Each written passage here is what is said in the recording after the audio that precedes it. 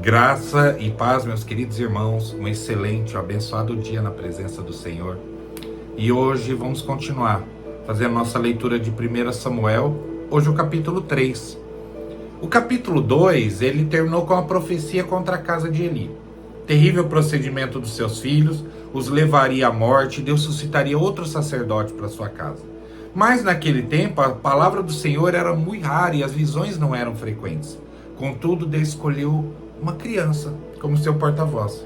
A Bíblia não relata a idade de Samuel, só diz que o Senhor chamou o menino.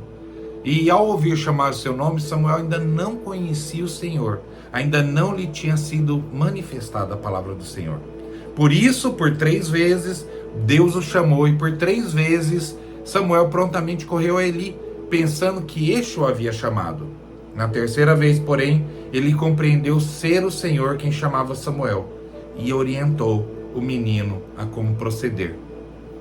Então veio o Senhor e ali esteve, ou seja, Samuel estava diante de uma visão divina, e como o idoso sacerdote havia lhe orientado, respondeu: fala, porque o teu servo ouve.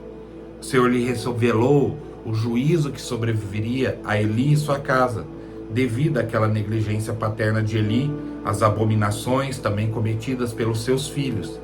O jovem garoto, ele tentou revelar a visão àquele a quem ele amava.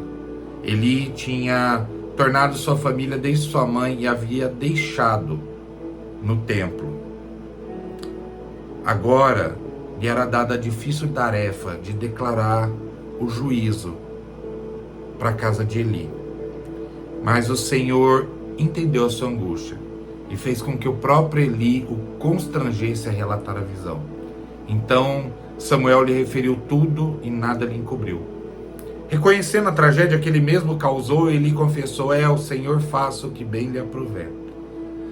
Se ele tivesse reconhecido isso desde o início, como teria sido diferente a sua história e a história da sua família?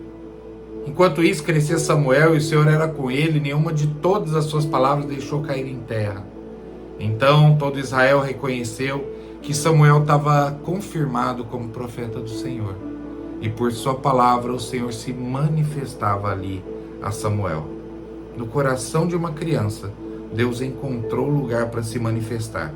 Ao passo que um sacerdote separado por Deus para o seu serviço, experiente, profundo conhecedor das Escrituras, não teve tal privilégio.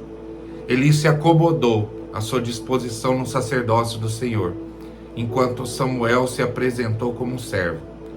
Notem que cada chamado do Senhor, prontamente Samuel respondia: eis-me aqui.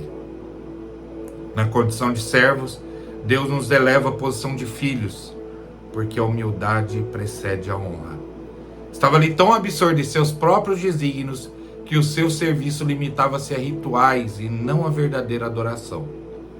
Porque todos os caminhos do homem são puros aos seus olhos, mas o Senhor pesa o coração. Ele era um sacerdote, dirigia todas as cerimônias do templo, vestia-se conforme a orientação de Deus, comia conforme a orientação de Deus, falava como um ministro deveria falar, porém o seu coração não correspondia aos apelos divinos. A honra do sacerdócio precedeu a humildade de um servo de Deus. O fato de estar numa posição privilegiada, amados, não é sinônimo de privilégio espiritual, e sim de responsabilidade aumentada. A gente precisa entender isso. Deus usa com grande poder suas crianças espirituais.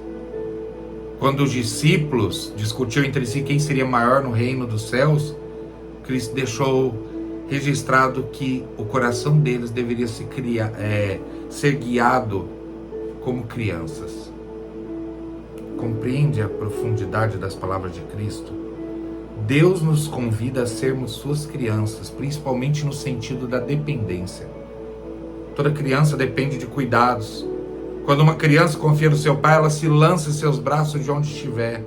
E Deus espera que nutramos em nosso coração a mesma confiança, a mesma entrega, dizendo: eis-me aqui.